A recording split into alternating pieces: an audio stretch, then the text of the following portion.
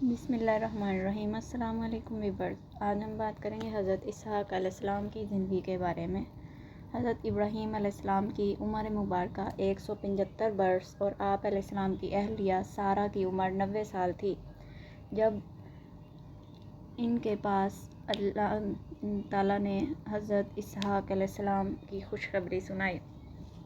ان دنوں حضرت ابراہیم علیہ السلام ملک شام میں رہائش پذیر تھے، چونکہ بڑے صاحبزادے اسماعیل علیہ السلام 14 سال سے مکہ مکرمہ میں حضرت ہاجرہ کے ساتھ مقیم تھے۔ ایک دن اللہ تعالیٰ نے فرشتوں کی ایک جماعت کو زمین پر بھیجا تاکہ وہ قوم لوط پر عذاب الہی نازل کریں، کیونکہ وہ برائی میں حد سے گزر چکی تھی۔ وہ فرشتے پہلے ابراہیم علیہ السلام کے پاس آئے اور انہیں اللہ تعالیٰ کی طرف سے ایک سعادت مند بیٹے کی خوشخبری سنائی۔ چونکہ حضرت سارہ بوڑھی تھی، فرشتوں کی اس خوشخبری پر انہیں بڑی حیرت ہوئی اور حیرت سے چونکی، جس کا ذکر اللہ تعالیٰ نے قرآن مجید میں یوں فرمایا: ہم نے اسے اسحاق علیہ السلام کی بشارت دی اور اسحاق کے بعد یعقوب کی، یعنی فرشتوں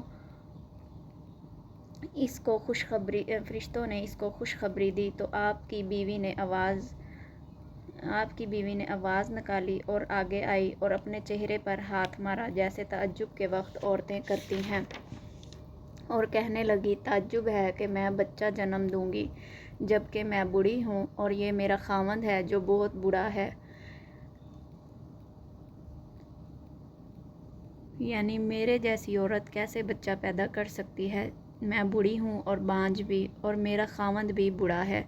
ایسی حالت میں اس نے بچے کے پیدا ہونے سے تعجب کیا۔ اسی وجہ سے اس نے کہا: بے شک یہ بات عجیب ہے۔ فرشتوں نے کہا: تو اللہ کے حکم سے تعجب کرتی ہے؟ اے گھر والوں، اللہ کی رحمت اور اس کی برکت تم پر ہو، بے شک وہ تعریف والا ہے، بزرگی والا ہے۔ ابراہیم علیہ السلام یہ بشارت سن کر بہت خوش ہوئے اور اسی خوشی کی بنا پر دوبارہ خبر سننے کو جی چاہا اور فرمایا: کیا تم مجھے بڑھاپا پہنچنے کے بعد خوشخبری سنا رہے ہو؟ پس کس چیز کی خوشخبری دیتے ہو؟ انہوں نے جواب دیا: ہم تجھے سچی بشارت دے رہے ہیں، لہٰذا تو مایوس نہ ہو، مایوس ہونے والوں میں سے نہ ہو جانا۔ فرشتوں نے تاکید کی اور پختہ انداز سے خوشخبری دی کہ وہ بچہ علم والا ہوگا، یہ اسماعیل کے بھائی اسحاق ہیں، یعنی وہ بچہ اپنے مقام و منصب کے مطابق علم والا اور حوصلے والا ہوگا۔ اس طرح اللہ تعالیٰ نے قرآن مجید میں اسے سچے وعدے اور صبر و تحمل والا قرار دیا ہے۔ لہٰذا اسماعیل کے 14 برس بعد اللہ تعالیٰ نے حضرت ابراہیم علیہ السلام کو ایک اور سعادت مند فرزند حضرت اسحاق علیہ السلام عطا فرمائے، جس پر حضرت ابراہیم علیہ السلام بار بار اللہ تعالیٰ کا شکر ادا کرتے تھے۔ قرآن پاک میں ارشاد باری تعالیٰ ہے: اللہ کا شکر ہے کہ جس نے اس بڑھاپے میں مجھے اسماعیل اور اسحاق بخشے، بے شک میرا پروردگار دعاؤں کو سننے والا ہے۔ حضرت اسحاق علیہ السلام کی پیدائش اسی سال میں ہوئی جس سال اللہ کے پیغمبر حضرت ابراہیم علیہ السلام اور حضرت اسماعیل علیہ السلام نے اللہ کا گھر خانہ کعبہ یعنی بیت اللہ کی تعمیر کی۔ حضرت ابو ذر رضی اللہ تعالیٰ عنہ سے روایت ہے کہ فرماتے ہیں کہ جس نے اللہ کے رسول صلی اللہ علیہ وسلم سے کہا: پہلی مسجد کون سی بنائی گئی؟ تو آپ صلی اللہ علیہ وسلم نے فرمایا: مسجد حرام۔ میں نے عرض کیا: پھر کون سی؟ تو آپ صلی اللہ علیہ وسلم نے فرمایا: بیت المقدس۔ میں نے عرض کیا: دونوں کی تعمیر کی مدت میں کتنا فرق ہے؟ آپ صلی اللہ علیہ وسلم نے فرمایا: 40 سال۔ اہل کتاب کا کہنا ہے کہ بیت المقدس کی بنیاد حضرت یعقوب علیہ السلام نے رکھی تھی اور یہ مسجد خیریہ ہے جو بیت المقدس کے پاس ہے۔ یہی توجہ اچھی ہے اور اس کی تائید وہ حدیث کرتی ہے جو ہم نے پہلے ذکر کی ہے۔ اس لحاظ سے ابراہیم علیہ السلام اور اسماعیل علیہ السلام کے بیت اللہ بنانے کے 40 برس بعد یعقوب علیہ السلام نے مسجد اقصیٰ بنائی، اور ظاہر یہی ہے کہ مسجد حرام، بیت اللہ اور مسجد اقصیٰ دونوں کی تعمیر اسحاق علیہ السلام کے پیدا ہونے اور وجود میں آنے کے بعد ہوئی۔ حدیث میں ہے کہ سلیمان بن داؤد علیہ السلام نے جب بیت المقدس کی تعمیر کی تو انہوں نے اللہ سے 3 چیزوں کا سوال کیا۔ اس کا تذکرہ اللہ تعالیٰ نے قرآن مجید کی سورۃ ص کی آیت نمبر 140 میں کیا ہے کہ اے میرے رب مجھے معاف کر دے اور مجھے ایسی بادشاہی عطا کر جو میرے بعد کسی کے لائق نہ ہو۔ تو اس حدیث سے مراد یہ ہے کہ انہوں نے اس کو دوبارہ بنایا ہے، جیسے پہلے بیان ہوا ہے کہ ان دونوں کے درمیان 40 سال کی مدت کا فرق ہے، اور اس کا کوئی قائل نہیں ہے کہ سلیمان علیہ السلام اور ابراہیم علیہ السلام کے درمیان میں 40 سال کا فاصلہ ہے۔ اس سے ثابت ہوا کہ دنیا میں یا روح زمین پر سب سے پہلا گھر اللہ کا گھر یعنی کعبۃ اللہ ہے، اور وہی قبلہ اول ہے۔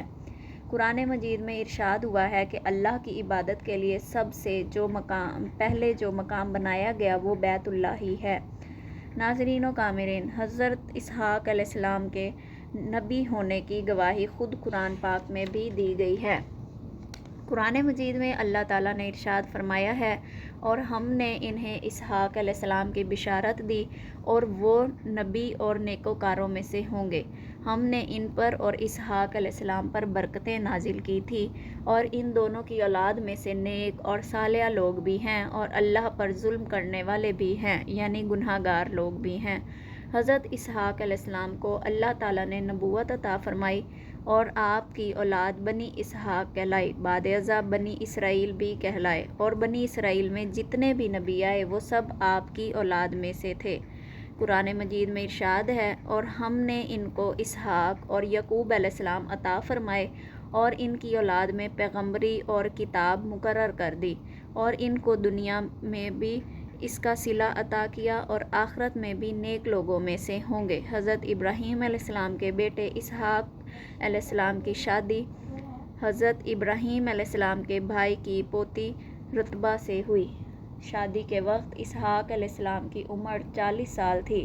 انہیں اولاد کی بڑی خواہش اور تمنا تھی، اس کے لیے وہ اللہ تعالیٰ سے دعائیں کیا کرتے تھے۔ آپ کی دعائیں قبول ہوئی اور شادی کے 20 سال بعد اللہ نے 2 جڑواں بیٹے عطا کیے۔ پہلے کا نام مخیثو رکھا گیا، جسے اہل عرب مخیث کے نام سے پکارتے ہیں، جن کی اولاد بعد میں رومی کہلائی۔ دوسرے کا نام یعقوب رکھا گیا، جن کا لقب اسرائیل تھا، جن کی قوم اسرائیل کہلائی۔ مورخین بیان کرتے ہیں کہ حضرت اسحاق علیہ السلام اپنے بڑے بیٹے مخیث سے زیادہ پیار کرتے تھے، جبکہ ان کی اہلیہ اپنے چھوٹے بیٹے یعقوب کو زیادہ چاہتی تھی۔ آخری عمر میں حضرت اسحاق علیہ السلام کی بینائی ختم ہو گئی اور آپ نابینا ہو گئے۔ دونوں بیٹے باپ کی بہت خدمت کیا کرتے تھے۔ بڑا بیٹا شکار کا بہت شوقین تھا اور عموماً شکار کر کے اپنے والد کو کھلایا کرتا تھا، اس کے بدلے انہیں خوب دعائیں ملتی۔ ایک دن کا واقعہ ہے کہ حضرت اسحاق علیہ السلام کا گوشت کھانے کا دل چاہا، تو انہوں نے مخیث کو اپنے دل کی خواہش کا اظہار کیا تو وہ فوراً شکار کی تلاش میں نکل کھڑا ہوا۔ ادھر والدہ نے جب یہ سارا واقعہ دیکھا تو اپنے چھوٹے بیٹے یعقوب سے کہا، بیٹا کیا ہی اچھا ہوگا کہ تم مخیث کے آنے کا انتظار کرنے سے پہلے بکری ذبح کر کے اس کا گوشت بنا کر اپنے والد کو پیش کرو، اس طرح تمہیں دعائیں مل جائیں گی۔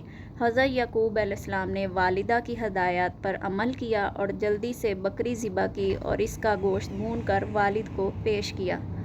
نابینا والد نے کھانا تناول فرمایا اور دعائیں دی کہ اللہ تمہارے مرتبے کو بلند فرمائے، تمہاری نسل میں انبیاء اور بادشاہ پیدا فرمائے، کشادہ رزق اور اولاد کثیر عطا فرمائے۔ اتنی دیر میں بڑے بیٹے حضرت مخیث والد کی خدمت میں شکار کا گوشت لے کر حاضر ہوئے اور کھانا تناول فرمانے کی درخواست پیش کی۔ اس پر حضرت اسحاق علیہ السلام کو بڑا تعجب ہوا اور بولے، بیٹا یہ کیا ہے؟ مخیث نے کہا کہ یہ وہ شکار کا گوشت ہے جس کی آپ نے مجھے فرمائش کی تھی۔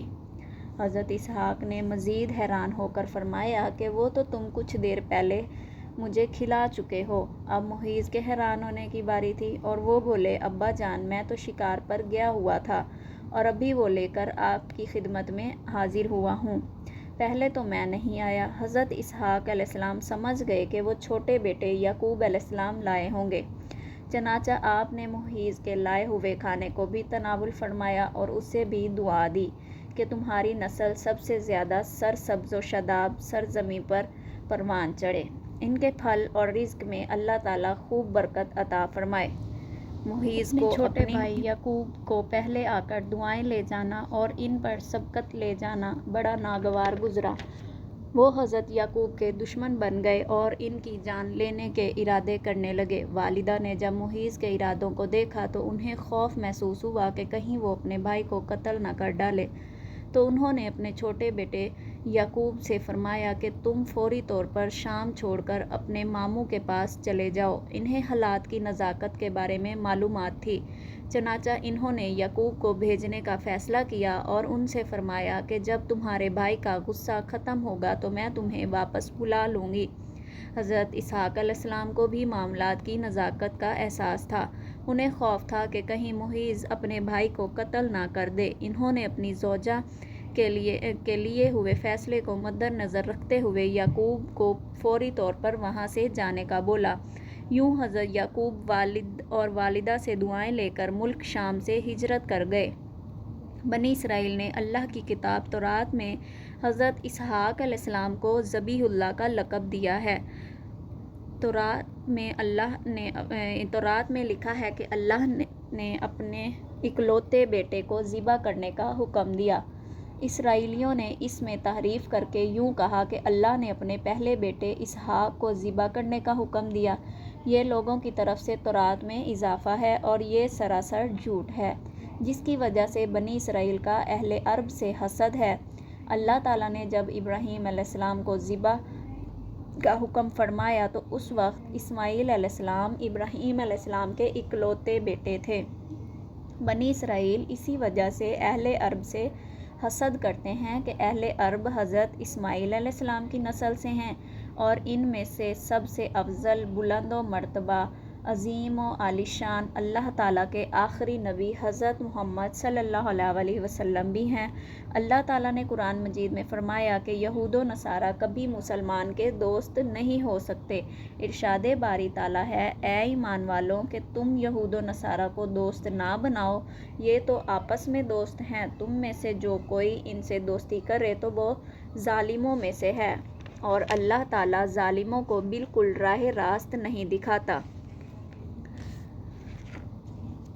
ابن جریرہ رحمۃ اللہ علیہ نے ذکر کیا ہے کہ ابراہیم علیہ السلام نمرود بن کنعان کے زمانے میں پیدا ہوئے، اور ایک قول کے مطابق یہ مشہور ضحاک بادشاہ ہے جس نے 1000 سال حکومت کی، اور وہ بہت زیادہ جابر اور ظالم تھا۔ بعض نے کہا ہے کہ یہ بنی راسب میں سے تھا جن کی طرف نوح علیہ السلام کو مبعوث کیا گیا، اور وہ اپنے دور میں پوری دنیا کا بادشاہ تھا۔ ذکر کیا جاتا ہے کہ اس دور میں ایک ستارہ طلوع ہوا جس نے سورج اور چاند کی روشنی کو ماند کر دیا۔ اس وقت کے لوگ دہشت زدہ ہو گئے اور نمرود کو بھی فکر لاحق ہوئی۔ اس نے کاہنوں اور نجومیوں کو اکٹھا کیا اور ان سے اس کے متعلق پوچھا۔ انہوں نے کہا، تیری رعایا میں ایک بچہ پیدا ہوگا